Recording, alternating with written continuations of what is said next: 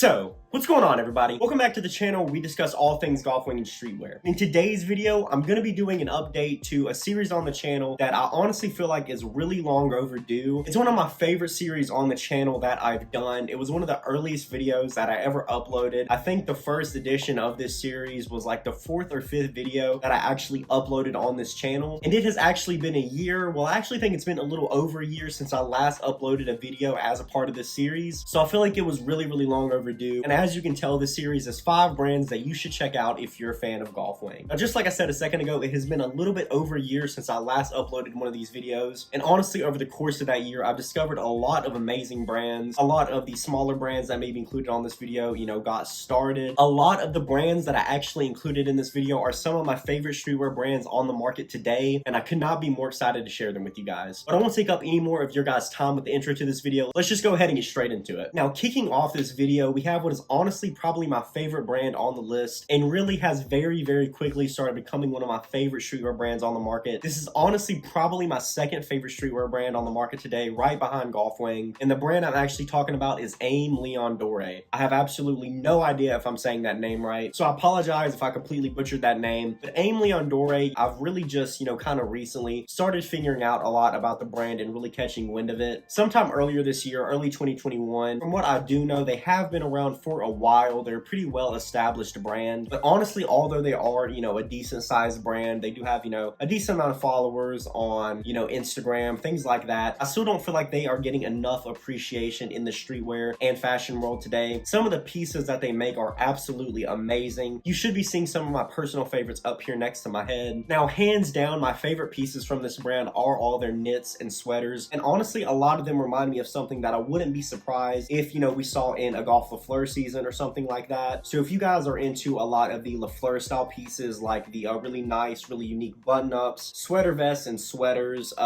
slacks, loafers, things like that, if that's kind of your style, then I would definitely recommend you guys checking this brand out. They have a lot of really amazing pieces. Like I said, they're really high quality. The guy that owns this, his name is Teddy Santis or something like that. Once again, I have no idea if I'm saying his name right. I've seen a lot of people, in the streetwear world talking about him like he is, as far as our generation's Ralph Lauren. And really, after hearing that, that's what got me really interested in, checking out his pieces. And after looking at all of his pieces, the way he designs them, the colors he picks, the artistic direction, the creative direction that he has with the brand, I have to say I absolutely 110% agree. This brand really has that high fashion, luxury taste, but they put a really nice and unique spin on it with a little bit of hints of, streetwear and streetwear culture mixed in with the brand and on a lot of their pieces. And I think that's what makes me like them so much, because that's, really what, I see my style moving towards a lot these days. Kind of just this weird middle ground between like, this really high fashion, high class look with, the loafers and the slacks and the sweaters. Still, obviously being a huge fan of rap and growing up on streetwear culture, still having just a little bit of that twist mixed in is definitely the way that I would personally describe my style, for the most part. And Aime Leon Dore is one of those rare brands, just like GOLF le FLEUR, that's in that middle ground, which is definitely why I would say those two brands are easily my favorite in the streetwear market today. Another really cool thing about Aime Leon Dore is they also do have a shoe deal, kind of similar to how Golf and Tyler have a deal with Converse. Aime Leon Dore has a shoe deal, a sneaker deal with New Balance. They've released a lot of really amazing, really cool New Balances, everything from the 550s to the 574s, and those sneakers have been doing really well in the sneaker market today. They're some of the most sought after sneakers, and I would say, at least from what I view, because I'm not really into the sneaker game as much as I am into fashion, but from what I've noticed, just kind of from the outside looking in, it seems like the Aime Leon Dore New Balances, some of, if not the most sought after New Balances in the sneaker world today. I saw a lot of people wearing their 550s and a lot of on high snobiety and,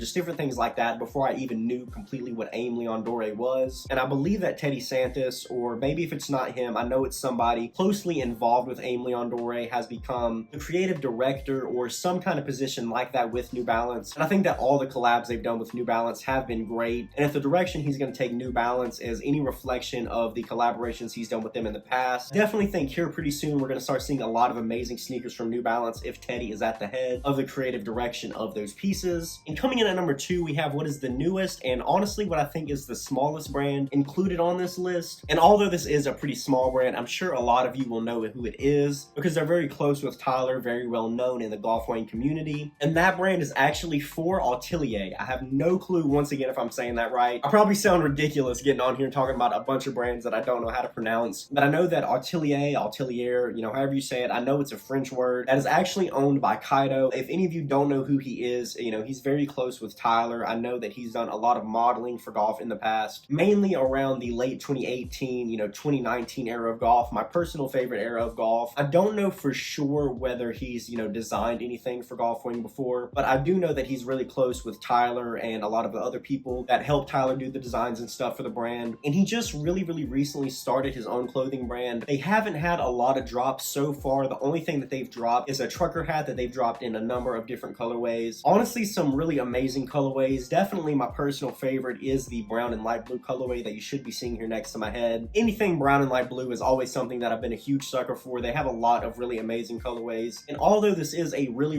new brand, kind of just getting started out, I know that they've only had one drop. So, you know, we don't really know, you know, completely what to expect from the brand moving forward. But I honestly think that's what makes this brand in particular so exciting. The fact that, you know, the person who owns it, the person who runs it is so tight-knit with Tyler and with that golf team. So I definitely think it's really going to fit, you know, that Golf Wang vibe a little bit, and definitely fit in with my style a lot, definitely with your style a lot, I imagine, as well. So I don't really have too much to say about the brand where they've only had one drop and only one run of trucker hats. But the trucker hats are really amazing. You know, I never had, you know, got my hands on one, unfortunately, but I've heard through, you know, some friends, Calvin, actually, shout out to you if you're watching this video. He did the promo paintings for this brand, which will be linked down in the bio below. All these brands will be linked down in the bio below, by the way. I love the direction the brand is moving, you know, already just starting out the gates. But I definitely recommend keeping your eye on this brand. And coming in at number 3, the next brand, well, it's not even a brand. It's really more of a person that owns or is involved with multiple brands. So I didn't want to just include one of his brands on this video when they all kind of live in the same like world. And all the brands he's involved with is amazing, really. But the third entry on this list is actually Verde and all the brands that he's associated with. More specifically, A Girls Don't Cry is a huge brand, one of my favorite brands. I talk about them on the channel, you know, pretty frequently. They make some of my favorite hoodies. They have great colorways, really amazing quality. He also owns a brand called Wasted Youth, which does a lot of really amazing stuff. They just recently actually had a collab on a Nike SB. That's more of a skater type brand, so if you're into that kind of vibe. And he's also, you know, I know he doesn't own it, but I know he's involved somewhat with Human Made, which is Nigo's newest brand, actually. So, you know, those are the 3 brands that come to mind when I think of Verde. And like I said, although he is involved with a lot of different brands, a lot of them kind of live in this same world. A Girls Don't Cry, like I said, is easily my favorite brand that he owns. The way that I actually found out about Girls Don't Cry was at Camp Flognaw 2019 when they had a actual pop-up shop at the festival, and I went to check it out. I did get my hands on a hoodie and one of the bandanas that they had, and they have been consistently some of the most worn pieces in my collection. But really the biggest thing that I think with Girls Don't Cry and with Verde is that he's really mastered the art of simplicity. Really what he does is that he takes one design and completely perfects that design, and then just kind of incorporates them into a lot of really unique ways. And although it may be, you know, a same or similar design on a lot of his pieces, it's still very